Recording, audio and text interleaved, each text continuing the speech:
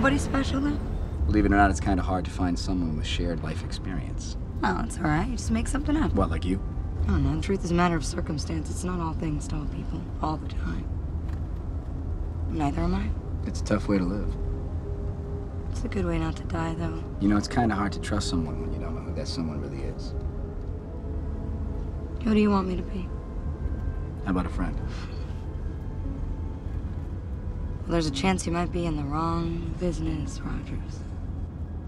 Endgame videoları bitti mi sandınız? Aha, tabii ki bitmedi. Video çekiyorum, çok video çektin diyorlar. Çekmiyorum, bir bakıyorum bütün yorumlar Endgame videosu ne zaman gelecek? İşte geldi. Hatırlarsanız filmden önce size kaptanın geçmişe gidip Peggy ile evlendiğini düşünmüyorum demiştim. Aklımda bir şey vardı. Şimdi ondan bahsedeceğim. Yakında gelecek olan Black Widow'un filmi hakkında ve kaptanın gizlediği şeyler hakkında konuşacağız. Çünkü Black Widow filmi düşündüğünüzden çok daha önemli olabilir. Güzel bir video olacak. Hazırsanız başlayalım. Öncelikle Russo kardeşler dediler ki ruh taşını geri verip Natasha'yı almak olmaz. Çünkü feda edilen kişiyi geri almak işe yaramaz dediler. Ayrıca kaptanın gerçekten de geçmişe gidip Peggy ile evlendiğini ve bu yüzden alternatif bir zaman çizgisi oluşturduğunu söylediler. Peki size soruyorum. Russo kardeşler ne zaman doğruyu söylediler ki?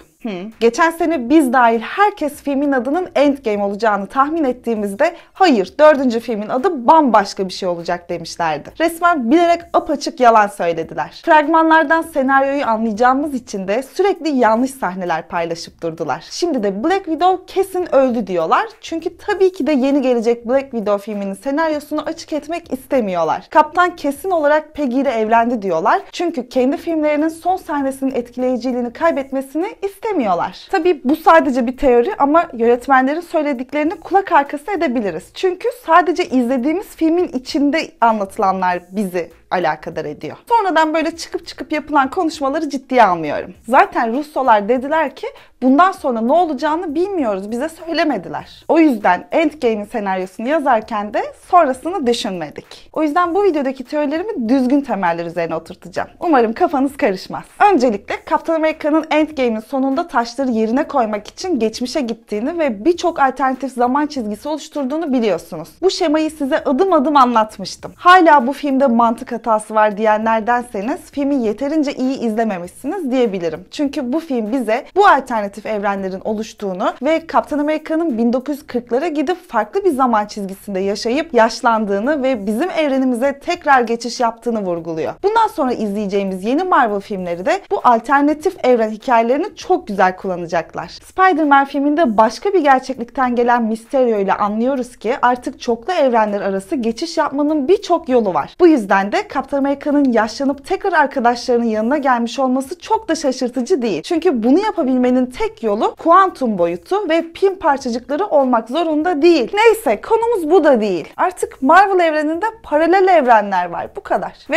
bizim Kaptan Amerika'da başka bir paralel evrende yaşadı ve yaşlandı. Bundan sonraki çıkacak filmler bu konuyu daha da güzel açıklayacak zaten. Mesela Doctor Strange'in ikinci filmi sonsuzluk taşlarının patlaması nelere sonuç açtığını gösterecek. Ama Black Widow filmi ne anlatacak? Yani bunca zaman neden Black Widow filmi için bu kadar bekledik? Ölmesi mi gerekiyordu onu izlememiz için? Düşünsenize, Marvel çektiği her filmi bir sonrakine bağlayarak ilerleyen dizi filmler çekiyor. En küçük filmin bile büyük bir etkisi oluyor. Ant-Man izledik ve izlediklerimizi kullandık. Black Panther izledik ve kullandık. Doctor Strange izledik ve kullandık. En son geçmişi anlatan bir Kaptan Marvel filmi çektiler ama onu gelecekte kullanmak için bu filmi çektiler. Eğer ölen bir karakterin sadece geçmişini anlatan bir şey çekeceklerse bunu Disney Plus'ta başlayacak yeni Marvel dizilerinden biri yapabilirlerdi. Agent Carter gibi bir Black Widow dizisi izleyebilirdik. Ama hayır. Sinematik evreni etkileyen bir şey çekeceklerini de buradan anlıyoruz. Black Widow'un filmi sadece geçmişi anlatan bir film olmayacak. Çünkü bence Black Widow filmi çekmek için bu kadar beklemelerinin tek sebebi zaman yolculuğuydu. Şimdi Black Widow karakterine bence bir göz atalım. Böylelikle parçalar yerine oturacaktır. Biliyorsunuz ki Natasha aslında bir Rus ajanı. Sinema evrenindeki gerçek adı Natalia Alyonovna Romanov ve gerçek ailesini o da bilmiyor. Red Room adı verilen bir organizasyonda üzerinde deneyler yapılmış ve son derece geliştirilmiş acımasız bir silah haline gelmiş. Öyle herkesin dediği gibi güçsüz bir kadın değil. Onun da damarlarında insanüstü performans sergilemesini sağlayan ve yaşlanmasını geciktiren bir serum var. Neyse, Natasha istemeden de olsa onlarca korkunç şey yapmış biri ve gerçekten çok fazla günah işlemiş. Ama daha sonra Shield'ın ve Hawkeye'in yardımıyla iyi şeyler yapan biri haline geldi ve fedakar bir kahraman olarak hayatına son verdiğini izledik. Yani hikayesi tamamlanmış gibi görünüyor ama aslında öyle değil. Çünkü hala yapmak zorunda olduğu bir şeyler var. Ve aslında bunu en güzel Endgame filminde anlıyoruz. Endgame'in altını çizdiği konulardan biri Kaptan Amerika'nın geçmişe takılı yaşayan biri olduğuydu. Ve bu yüzden de filmin sonunda onu geçmişte yaşarken gördük. Ama bu filmin altını çizdiği bir diğer şey de Kaptan'ın bu konuda yalnız olmadığıydı. Filmde gördüğümüz kadarıyla herkes bir şekilde hayatına devam ediyordu ve Kaptan Amerika'nın da dediği gibi herkese aynı tavsiyeleri verseler bile hayatına devam edemeyen sadece 2 kişi vardı. Steve ve Natasha. You know, I keep telling everybody they should move on and but not us. Fragmanlarda bu sözü Avengers için söylediler sandık ama aslında geçmişe takılı yaşayanlar sadece Natasha ve Steve'di. Hatta yönetmenler sırf bu yüzden bu sahneye bir de Natasha'nın küçükken eğitim aldığı bale okulunu hatırlatan bale ayakkabılarını koydular. Bunu unutmayın. Bu filmin başında sadece ikisi geçmişte yaşıyordu ve filmin sonunda başka bir zaman çizgisine gidip 2014'te ölen bir Natasha ve başka bir zaman çizgisine gidip yaşlanan bir Steve gösterdiler. Ama gerçekten ne olduğunu anlatmadılar. Sadece Kaptan Amerika'nın 1940'lı yıllara gidip Peggy ile dans ettiğini gösterdiler. Ayrıca yaşlı Steve'in parmağındaki yüzüğü gösterdiler ama genç Steve için böyle bir detay göstermediler. Şimdi buna bir ara verelim ve Steve Rogers'ın karakterine bakalım. Geçmişe gidip Peggy ile evlenmesi filmin sonu için gerçekten çok güzel oldu. Ama bu durum hepimiz için bir soru işaretine sebep oldu. Steve bu kadar bencilce bir şey yapar mı? Yapmaz. Peggy'nin geçmişine bakarsak Steve Rogers'ın ölümünden sonra S.H.I.E.L.D.'ı kurduğunu ve bir efsane olduğunu biliyoruz. Daha sonra evlenmiş ve çoluk çocuğa karışmış. Ama cenazesinde çocuklarının değil yeğeninin konuşma yaptığını gördük. Kendi soyadını tutmuş olabilir tabii ki ama eğer evlendiyse kocasının soyadını hiç taşımıyor olması da garip değil mi? Demek ki boşanmış ve kendi soyadına dönmüş. Yani evliliği yürümemiş. Dolayısıyla geçmişe giden Steve Rogers'ımız bunu biliyor. Ama Peggy ile evlenmesi demek Peggy'nin daha önce doğan çocuklarının doğmaması demek. Yani belki hayırlı evlatlar değillerdi bilemem ama kaptanın burada Tanrı'yı oynaması ve doğacak birilerinin doğmasını engellemesi bana çok doğru gelmiyor. Diyelim ki bu alternatif bir evren, ne olursa olsun dedi. Peki evlenmeleri Peggy'nin S.H.I.E.L.D.'ı kurmasına engel olmaz mı? Olur tabii ki. Bu arada bu sırada o evrende de bir Kaptan Amerika var ve kendisi buzlara gömülmüş durumda. Onun 70 sene buzda kalmasına izin mi verecek? Veya evde Peggy ile mutlu mesut yaşarken Bucky'nin Hydra'nın elinde oyuncak olmasına izin mi verecek? Bence hayır. Bunlar mümkün değil. Yani kaptanın uslu uslu evde oturması gibi bir ihtimal kesinlikle yok. Çünkü Peggy ile evlenerek zaten her şeyi değiştiriyorsa diğer şeylerin olmasına da izin vermeyecektir. Ama o zaman Steve yine basit bir hayatı seçen biri olmaz. Yine savaşmaya devam eden biri olmuş demektir. Yani Kaptan Amerika'nın geçmişte yaşaması demek, geçmişe müdahale etmesi demek. Eğer müdahale etmeyecekse de Peggy ile evlenmesi doğru olmaz. Tabii Peggy ile evlenmediyse. O zaman her şey rayına oturur. Kaptanın taşları götürmek için geçmişe gittiği o ana dönelim. Kaptan Vormir'e gidip ruh taşını geri verdiğinde eğer ruh taşı aldığı ruhu geri vermiyorsa bile kaptanın Natasha'yı almak için en azından uğraşacağına eminim. Mesela gitti. Red Skull da yok. Taşı ne yapacak? Aşağı mı atacak? Hayır. Zaman taşını kullanmayı bile denemeyecek mi? Ben Russolara inanmıyorum. Captain America Black Widow'u gerçekten de geri almış olabilir. Bunu gösteren tek kanıt da maalesef Endgame filminin sonunda Natasha için bir cenaze düzenlenmemiş olması. Kimse onu anma zahmetine girmedi farkındaysanız. Sinematik olarak bunun tek anlamı olabilir. Natasha'yı izlemeye devam edeceğiz. O yüzden şimdi kızabilirsiniz ama eğer ona da bir cenaze çekseydik birkaç yıl sonra o sahne çok anlamsız gelebilirdi. Ve Natasha'nın ölümünden sonra gözyaşları döken tek kişi Steve Rogers'tı. Tabii ki başta Hawkeye olmak üzere herkes için bu çok yıkıcı bir durum oldu. Ama sevgili yönetmenlerimiz bize Natasha'nın Steve için ne kadar kıymetli olduğunu göstermek istediler. Dediğim gibi çünkü arka planda devam eden bir hikaye var. Kiss me. What? Public displays of affection make people very uncomfortable. Yes, they do. You still uncomfortable? It's not exactly the word I would use. All right, I have a question for you. Was that your first kiss since 1945?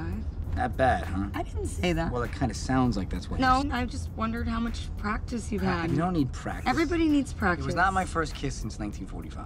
I'm 95. I'm not dead. Russo kardeşler şimdiye kadar Marvel için 4 film çektiler ve 4'ünde de Steve ve Natasha'nın bu dünyada birbirleri için çok önemli olduklarını gösterdiler. Do me a favor.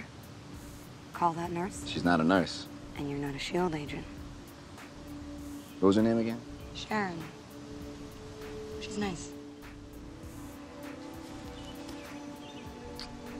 Kış Askeri filminde Natasha ve Steve'in bolca flört sahnesi oldu ve Natasha sürekli ona bir randevu ayarlamaya çalışıyordu ama doğru kişiyi bulamıyorlardı.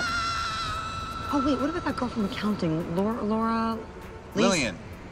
Lip piercing, right? Yeah, she's cute. Yeah. Steve Sharon'la şansını denedi ama olmadı. Natasha ise Bruce'la şansını denedi ama olmadı. Peki Natasha'nın Bruce Banner'la istediği şey neydi hatırlıyor musunuz? Ortalıktan kaybolmaktı. Tıpkı Hawkeye'in yaptığı gibi sessiz bir hayata sahip olmaktı. Herkesten uzak. You know I have to leave. But you assume that I have to stay? If running's the plan, as far as you want. How do you mind? I want you to understand that Natasha, where can I go?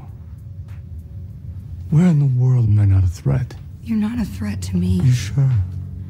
There's no future with me. I can't have this. Kids. Neither can I.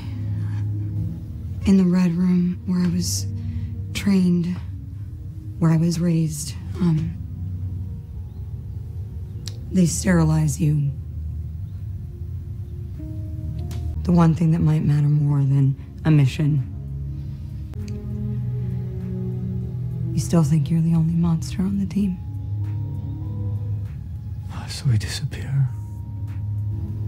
O ilişkiler olmadı. Steve birlikte savaşacağı ve yanında rahat hissedeceği o kadını bulamadı. Natasha da birlikte kaçabileceği o güçlü adamı bulamadı. Ve son filmde de hiç flörtlerini göremedik. Yani Natasha'nın hiç de Bruce Banner'a bir sevgisi kalmamıştı. Değil mi? Can we get a photo? Oh, God! No, it's great, kids. Thank you very much. İç savaşta Natasha Tony'nin yanında durmuştu ama yine de ne olursa olsun Captain America'nın yanında olduğunu ve Natasha'nın onu çok iyi anladığını bize When gösterdiler. I came out of the ice, thought everyone I had known was gone. When I found out she was alive, I was just lucky to have her.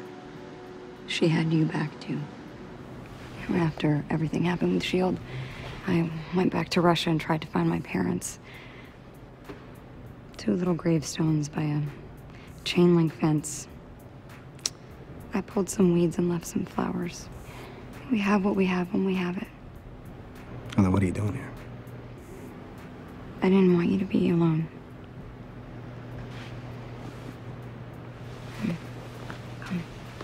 Daha sonra Infinity War geldi ve hükümetten kaçan Natasha, Steve ve Falcon'un Suriye gibi ülkelerdeki savaşları durdurmaya çalıştıklarını gördük. Gözlerden uzak, kimsenin nerede olduklarını bilmedikleri bir hayata geçtiler. Aradan 5 yıl geçti ve Endgame'de de ikisi de son derece yalnız kalmışlardı. Ve Russolar bize sadece bu ikilinin aynı şeyi istediğini gösterdiler. Geçmişe dönmek, her şeyi düzeltmek ve bu acı veren defteri tamamen kapatmak. Bu yüzden de Ant-Man'in zaman yolculuğu fikrine anında inandıklarını ve heyecanlandıklarını gördük. Bu yüzden Captain America eğer Vormir'de Natasha'yı geri getirmenin bir yolunu bulduysa ne olmuş olabilir? Natasha soracak. Kazandık mı? Evet kazandık ama Tony artık yok. Thor çekti gitti. Hawkeye ailesine döndü. Bruce zaten savaşmak istemiyor. Tüm bunlar Natasha'yı üzecek tabii ki. Ve dolayısıyla ne diyecek? Taşları geri teslim etmek için Steve'le birlikte yola devam edecektir. Birlikte tüm taşları teslim ederken ya aslında zamanı gerçekten değiştirdiklerini fark ederlerse. Çünkü size önceki videoda açıkladım. Captain America tüm taşları geri koysa bile çoktan yeni alternatif zaman çizgileri oluşturdular. Steve ve Natasha'nın bunu fark ettiklerini düşünün.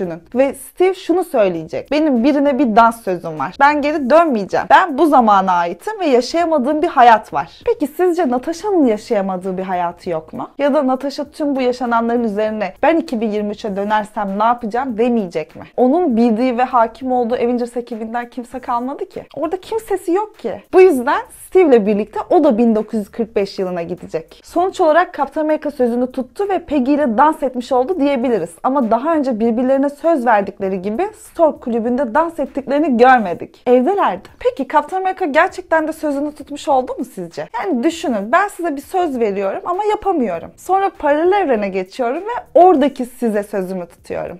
Siz Ezgi bana verdiği sözü tuttu der misiniz? Bu sizi ilgilendirir mi? Hayır, ilgilendirmez. O yüzden bence Kaptan Amerika orada başka bir şey yaptı. Nereye giderlerse gitsinler, gidecekleri tüm zaman çizgilerinde onlardan birer tane daha olacak biliyorsunuz. O yüzden bu zaman çizgisinde de bir tane daha Kaptan Amerika var tabii ki. Ve başta dediğim gibi Steve burada Peggy ile dans ederken o gerçeklikteki kaptanın buzda yatıyor olması çok acımasız bir şey olurdu. O yüzden bence şöyle oldu. Kaptan Amerika ve kurtardığı Black Widow Steve Peggy ile dans ederse zaten değiştirdikleri birçok gerçeklik gibi bunu da değiştirmiş olacaklarını fark ettiler. Ve ne olursa olsun artık 1940'larda yaşamayı çoktan kabullendiler. Çünkü geriye dönmek istemediler. Bu yüzden bence o gerçeklikte buzlara çakılacak olan Kaptan Amerika'yı henüz buzlara gömülmeden kurtardılar ve o gerçeklikte Peggy ile Steve birbirine kavuşmuş oldu. Böylece o gerçeklikte bir söz vermiş olan Steve'in sözünü tutmasını sağladılar. Bizim Steve yine Peggy ile dans etmiş olabilir. Onu bilemem ama şu sahnede izlediğimiz Steve Rogers belki de bizim Steve Rogers değildi. Belki de Natasha ve Steve o Steve ve Peggy'nin bir araya gelmesini sağlamışlardı. Ardından Hydra'yı henüz S.H.I.E.L.D.'ın içine sızmadan bitirdiler. Ve Bucky'yi erkenden kurtardılar. Evet, bunlar olmuş olabilir ama Black Widow'un bu hikayedeki rolü ne? Tabii ki Rus suikastçı programını, yani diğer adıyla Black Widow programını bitirmek ve kendi çocukluğunu kurtarmak. Çünkü Black Widow programı 1930'ların sonunda kurulmuş bir program ve 2. Dünya Savaşı'nın hemen ardından çok kan kaybeden Sovyetler Birliği'nin acımasızca tehlikeli süper kadınlar yaratmaya başladığı bir oluşum. Natasha'nın buraya ne zaman katıldığı ve gerçek yaşı tam olarak bilinmiyor. Çünkü bir keresinde dosyasına Scarlett Johansson'ın doğum tarihini yazmışlardı. Ama MCU'daki tüm göndermeleri eklediğinizde bu tarihte bile işlediği suçlar olduğunu görebiliyoruz. Ki çizgi romanlarda Natasha aslında 1927 doğumlu. Evet, ve çizgi romanlarda savaş sonrasında onu bu bataklıktan kurtaran kişi Steve Rogers'ın ta kendisiydi. Vay be! Görüyor musun sen bu işi? Düşünsenize. O alternatif evrendeki Steve ve Peggy bir araya geliyor. Belki de dans ederken izlediğimiz onlardı. Bizim Steve ve Natasha'da her şeyin çözüldüğü bu alternatif evrende onların hayatlarına engel olan her şeyin sonunu getiriyorlar. Black Widow filminde Natasha ve Steve'in Rus suikastçı programını çökerttiklerini izlesek, bir yandan da Natasha'nın küçüklüğünü, orijin hikayesini izlemiş olsak fena mı olurdu? Yani hem geçmişi hem geleceği bize aynı anda vermiş olurlardı. Çok güzel olurdu. Ve her şeyi çözen bu ikili daha sorunsuz bir dünyada evlenip birlikte yaşlansalar çocuk bile yapmalarına gerek yok. Ki Natasha'nın çocuğu olmadığını biliyoruz. Önemli değil ki. İkisi de hiç yaşayamadıkları hayatı birlikte yaşamış olurlar. Şiir gibi. Herkesten uzak. You okay? Yeah.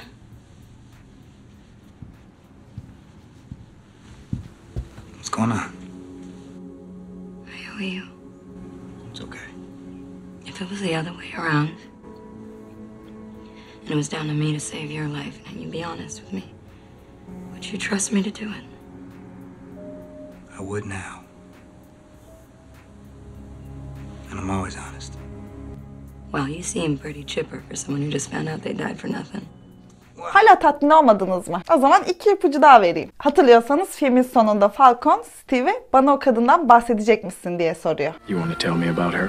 Kaptan da bahsedeceğimi sanmıyorum diye cevaplıyor. No, I don't think I will. Neden böyle bir diyalog yazdılar ki? Zaten Falcon o kadının kim olduğunu tahmin etmiyor mu? Yoksa kaptan sadece kibarlık mı yapıyor? Sanmıyorum. Bize küçücük bir mesaj verildi ve ben o mesajı aldığımı düşünüyorum. Kaptanın aslında Natasha ile yaşlandığı bir hayat bana çok anlamlı geliyor. Çok geliyor yani. Çünkü bu sırada o dünyadaki Peggy ve Steve de bir arada olacaklar. Yani bizi rahatsız eden hiçbir şey olmayacak. Yani Peggy ile Steve zaten kavuşmuş olacak. Ama aynı zamanda hiç hayatlarını yaşayamayan iki insan da bir arada birlikte yeni bir hayat yaşamış olacak. Bilmem. Ballı bu Steve Anıl. Oh! Alternatif evren diye orada Peggy ile burada Natasha ile. Hiç hoş değil şu an, bak rahatsız oldum. İki kadını mutlu ediyor adam. Ne adam be. Ya git be. Oldu olacak kum alsın Natasha'yı. Ama hala tatmin olmayanlar varsa ben son ipucunu Age of Ultron filminden vereceğim.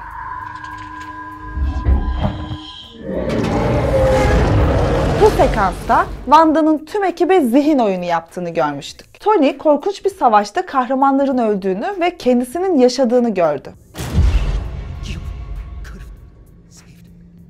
Ve bu görü aslında gerçek oldu. Doktor Strange'in gördüğü tüm versiyonlarda Thanos kazanıyor ve her şey mahvoluyordu. Ama Tony kendini feda ederek bunun yaşanmamasını sağladı. Thor ise tüm Asgard'ın ve Asgardlıların öleceğini görmüştü. Ve sonsuzluk taşlarının bir elde toplandığını gördü. Bunlar da yaşandı. Thor herkesi kaybetti. Ama Kaptan Amerika geçmişi gördü. Geri dönmüş ve Peggy ile randevusuna yetişmişti. Ama tam da tahmin ettiğimiz gibi bu geçmiş değildi. Bu gelecekte yaşanacak bir şeydi ve gerçekten de Steve son savaştan sonra geçmişe geri döndü. Yani biz aslında herkesin geleceği gördüğünü izledik. Peki Natasha? Again. You'll break them. Only the breakable ones. You're made of metal. Aslında o da geçmişi görmüştü. Bale eğitimi alan kızlar, suikast eğitimi, ameliyatlar. Bunlar Natasha'nın geçmişi aslında ama burada ilginç bir detay var. Diğerlerinin aksine burada Natasha'nın kendisini izlediğini gösterdiler. Bugünkü haliyle dışarıdan bir göz olarak o anıların içinde gezdiğini gösterdiler ve herkes geleceği görürken Natasha geçmişi mi gördü sizce? Hiç zannetmiyorum. Herkes geleceği gördü. O da geleceği gördü. Marvel bunu planladınız mı bilmiyorum ama eğer planladıysanız tebrik ediyorum. İleride olacak her şeyi bize çoktan göstermişsiniz. Ve eğer Black Widow filmi Natasha'nın kendi çocukluğunu kurtarmaya çalıştığını anlatırsa tüm bu devamlılığı olan filmler arasında harika bir bağlantı yakalamış olurlar. Evet, siz ne düşünüyorsunuz? Ben çok fazla şey anlattım ve güzel bir video olduğunu düşünüyorum. Bunlar olabilir mi sizce? Ya da Black Widow'un orijin hikayesini izleyip geçecek miyiz? Her şey olabilir. Ama biz böyle küçük bir senaryoda yazmış bulunduk. Bence güzel oldu. Gerçekten çok sağlam bir teori olduğunu düşünüyorum ve direkt filmden çıktıktan sonra aklımda olan tek düşünceler bunlardı. Ve bunu sizinle paylaşmak için çok acele etmedim. Çünkü biraz daha otursun istedim. Ama Steve'in Peggy ile evlenmemiş olduğunu size böyle ucundan biraz yapmıştım. Fikrimi söylemiştim. Çünkü Steve Black Widow'lu olabilir mi diye böyle boş bir düşünce olarak kalmasını istemediğim için önceki filmlere bakmam gerekiyordu. Onlara baktım ve gerçekten de her şey böyle tek tek rayına oturmaya başladı. Güzel oldu.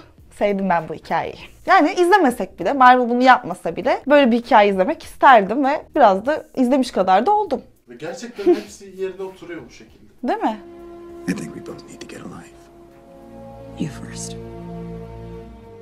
Çok sevdim. Ben de çok sevdim. Eğer siz de sevdiyseniz beğeniye basmaktan çekinmeyin. Olur mu? Basın. Yorum yazın. Sizin de fikirlerinizi merak ediyorum. Başka söyleyeceğim bir şey yok. Endgame videoları devam ediyor. Instagram'a bekliyorum hepinizi. Sonsuzluk haftasının artık çekilişlerini açıklıyorum. Ve yeni çekilişler sizi bekliyor olacak. O yüzden çok uzun video ve Antalya sıcakları başladı şu an. Terliyorum, yüzüm parlıyor. Herkes diyor ki highlighter ne kadar çok kaçırmışsın. Halbuki highlighter değil. Sürsem disko topuna döner burası. Hadi gelin Instagram'a.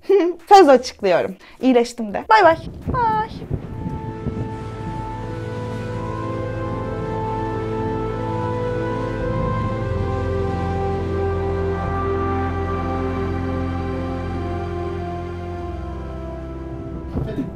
Şöyle uç bakayım. Tüyüm yok ki. Tüy verirsen uçarım. Tüy mü? Evet. Bulamadım. Garfield'in kuyruğu. Omuzlarını örmüş. Görüşürüz.